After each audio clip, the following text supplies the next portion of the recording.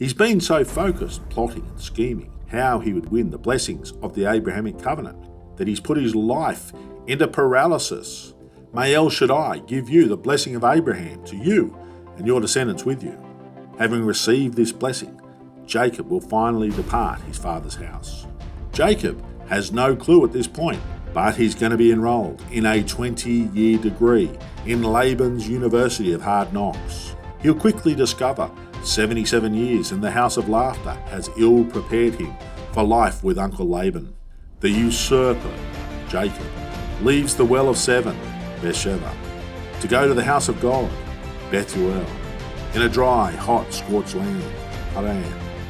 Jacob may have been a pampered and protected mama's boy, but he was sleeping rough tonight. The ground was his bed, a rock his pillow. Then he dreamed, and behold, a ladder was set up on the earth, and its top reached to heaven. It appears Jesus himself is the ladder, the means of transportation between heaven and earth. Yahweh, for the first time, appears to Jacob in this dream. Jacob's life would never be the same after this night. He'd longed to talk with Yahweh, just as his grandfather and father had. And now finally, age 77, having left the safety of home, no earthly possessions, no family, just a rock for a pillow and the ground for a bed, in a time of flux, a time of uncertainty, a time of insecurity, mighty Yahweh reveals himself in this dream to Jacob. It has far greater majesty and scope than Isaac's blessing. The promised land for Jacob and his descendants confirmed.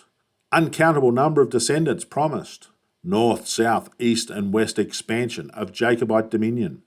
Promise of the Messiah to come from Jacob's lineage. Yahweh's promise to never leave Jacob and to fulfill all these words of promise for Jacob.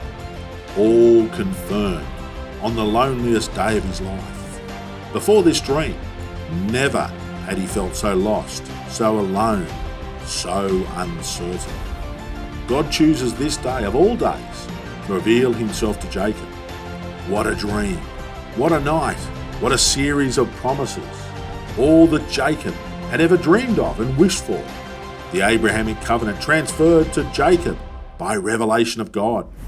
Rather than simply accepting this heavenly dream as God's promise to him, Jacob carnally bargains with God, that which God has already promised. This was the moment, the day, the location he could finally declare Yahweh as his God.